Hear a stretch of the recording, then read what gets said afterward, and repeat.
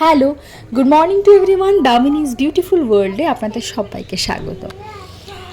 আজকে আবারও সেই কোয়ার্টারে ফিরছি, মানে সেই একই রকম জীবন আবার স্টার্ট হয়ে যাবে।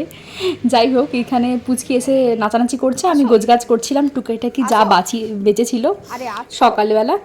আর অলরেডি আমরা রেডি হয়েও গেছি। আমরা ভালো করে ও লেগে যাচ্ছে। পুচকি এদিকে লিপস্টিক পরেছে বলে আমাকে আস্তে আস্তে চুমু খাচ্ছে। পড়াশুনো করে নেবে? হ্যাঁ বাবা, পড়াশুনো করে নেবে তো? ঠিক আছে, আছি। টাটা করেছো? টাটা করেছো? হ্যাঁ। তো ফাইনালি বাড়ি থেকে বেরোচ্ছি। আর প্রচণ্ড রৌদ্র, প্রচণ্ড গরম, প্রচণ্ড রোদ গরমের মধ্যে বেরোচ্ছি। জানি না রাস্তায় কি জ্যাম আছে না কি আছে, বলতে পারছি না। কখন যে পৌঁছবো সেটাও বুঝতে পারছি না। আচ্ছা, মা বাবা এখানে দেখা করতে এসছে, সাথে খাওয়ার দাওয়ার নিয়ে। এবারে কী খাবার দাওয়ার আছে আমিও জানি না, সেটা আমিও খুলবো আর আপনাদেরকেও দেখাবো। এত গরম না সাউথ বেঙ্গলে, মানে মাথা খারাপ করার মতো, মানুষ মাথা ঘুরে পড়ে যাবে, এত গরম। যাই হোক, মা বাবা ওদিকে বেরিয়ে গেল, আমরাও এদিকে বেরিয়ে গেলাম। আর আজকে বেশ ট্রাফিক ছিল, তার মধ্যে মোটামুটি ওই পৌঁছে গেলাম প্রায় 1.5-2 ঘন্টা তো লাগলোই। আর আজ এয়ারপোর্টে প্রচণ্ড ভিড়, প্রচণ্ড, মানে গাড়িগুলো রাখার জায়গা পাচ্ছিলাম না, এরকম অবস্থা। যাই হোক, আমরা এখানে অলরেডি পৌঁছে গেছি, একটু ওয়েট করছি, ভাই আসবে আমাদের সাথে দেখা করবে, এই আর কি। আর এখন না কয়েকটা কি ডিজিটাল এন্ট্রি সামথিং এলস কিছু একটা চালু হয়েছে, যার জন্য বাইরে একেবারে স্ক্যান করে তারপরে হচ্ছে এন্ট্রি দিতে হচ্ছে আর কি। ওই জন্য বেশ খানিকটা সময় ওখানে লেগে যায় আর কি। যাই হোক, অলরেডি সিকিউরিটি চেকিং করে বসে রয়েছি। আর তারপরে বোর্ডিং স্টার্ট হয়ে গেছে। আর যেহেতু আমাদের ফ্রন্টের দিকে ছিল, তাই আমরা পরে ফ্লাইটে উঠেছি। আর অ্যাকচুয়ালি ফ্লাইটে উঠে আমাদের আর কোনো কাজ থাকে না। ওই 1 ঘন্টা বলতে গেলে নিশ্চিন্ত, ঘুমো, যা ইচ্ছে করো, গান শোনো। ভীষণ, আমার তো একটু বোরই লাগে, আমার খুব একটা ভালো লাগে না। আমার মনে হয় ট্রেন জার্নির থেকে অনেক ভালো, কী সুন্দর গল্প করতে করতে সবাই যায়।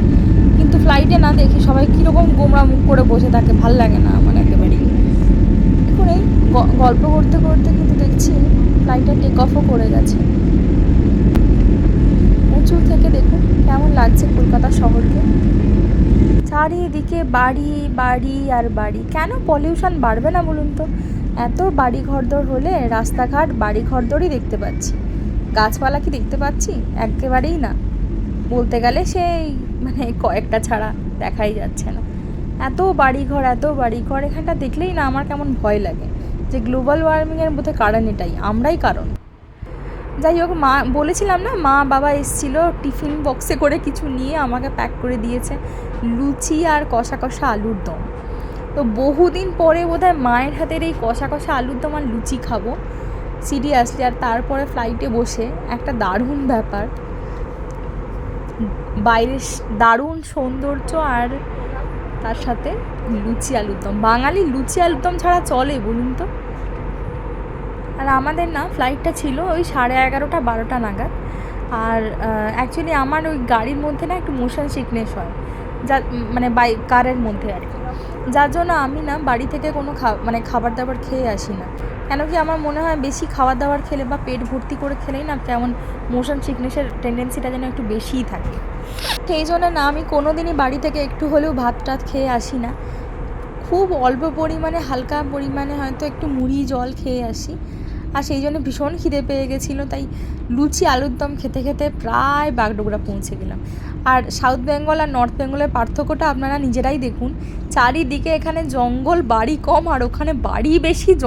জঙ্গল কেন, মানে গাছপালাই নেই বলতে গেলে। যাই হোক, তবে নর্থ বেঙ্গলেও কিন্তু ইদানিং ভালো গরম পড়েছে। আমি না মাঝে মাঝে ভাবি আমরা সাউথ বেঙ্গলের লোক, বা সাউথ বেঙ্গলের কলকাতার কাছাকাছি বলা যায় আমাদের বাড়ি, তো সেখান থেকে এই এত ভেতরে নর্থ বেঙ্গলের একদম গ্রাম্য পরিবেশ সব কিছু, কত ভেতরে আমরা চলে এসেছি বলুন তো, চাকরি সূত্রেই হোক আর যেই সূত্রেই হোক। অদ্ভুত লাগে জানেন তো আমার এই বিষয়টা। কম্পাউন্ডে ঢুকে গেছি, আর এই যে আমাদের কোয়ার্টার, আর ও লাইট ফাইট জ্বালিয়ে দিয়েছে, মাসিও চলে এসছে। যাই হোক, আর অ্যাকচুয়ালি মা বাবা তো অনেক বেশি করে দিয়েছিল, তখন ডিম ফিমগুলো খাওয়া হয়নি, আর সেই জন্যেই এখন খেয়ে নিচ্ছি। একটু সন্ধেবেলা লুচি আলুর দম খেয়ে তারপরে কিন্তু আমরা চলে গেছিলাম আমাদের অফিসের কাছে। ওখানে আজকে আমাদের বিশু ভাইয়ের আজকে বার্থডে আছে। আর এই যে পুচকিকে দেখুন রাত্রেবেলা কেমন চোখগুলো জল জল করছে, কটকট করে দেখছে আমাদের দিকে, মুটমুট করে দেখছে একেবারে। যাই হোক, এখানে হচ্ছে কেক টেকগুলো ডেকোরেশন করা হয়েছে টুকটাক সুন্দর করে। আর আমরা এই যে সবাই একসাথে একত্রিত হয়েছি। এখানে চিনি এসছে, আর হিয়া বুড়িকে দেখুন কেকের দিকে তাকিয়ে রয়েছে বেচারি। যাই হোক, তো সবাই মিলে একসাথে বিশু ভাইয়ের বার্থডে পালন করা হলো। এখানে সবাই জমা হয়েছে কম্পাউন্ডে।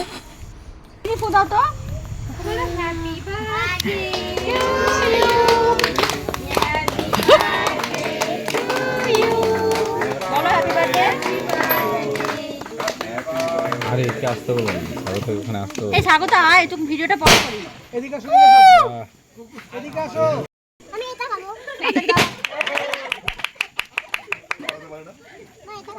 কার গায়ে দেওয়ার কথা কার গায়ে বললো? খাও খাও খাও। এই সব করে চলে। চিনিটা নে, পাট পাট। Happy birthday to you. Happy birthday to you. Happy birthday to you. সবাইকে কেটে দিয়ে দাও। হ্যাঁ, আমি তাহলে এদেরকে দিয়ে দিতে হবে। আমি আর এইসব কেটে নিচ্ছি, রাখছি যখন। এখানে যে এদের দাদা বোনের যুদ্ধ চলছে, কেক মাখবে না আর ও ছাড়বে না দাদাকে। কোয়ার্টারে এসে বেশ কিছুক্ষণ আড্ডা দিয়ে ডিনার সেরে ফেলেছিলাম। আর আমার আজকের ব্লগটা কিন্তু এতটাই। ভালো লেগে থাকলে লাইক শেয়ার কমেন্ট করবেন, এবং নতুন হয়ে থাকলে প্লিজ সাবস্ক্রাইব করে দেবেন আমার চ্যানেলটিকে। আজকের জন্য টাটা, সবাই ভালো থাকুন, সুস্থ থাকুন। আর চন্দনা দাস বলে একজন আমাকে কমেন্ট করেছে, তোমার ব্লগগুলো দেখতে খুব ভালো লাগে, থ্যাংক ইউ ফর দ্যাট। আর আমিও চেষ্টা করব নতুন নতুন ব্লগ তাড়াতাড়ি আনার। So thank you so much.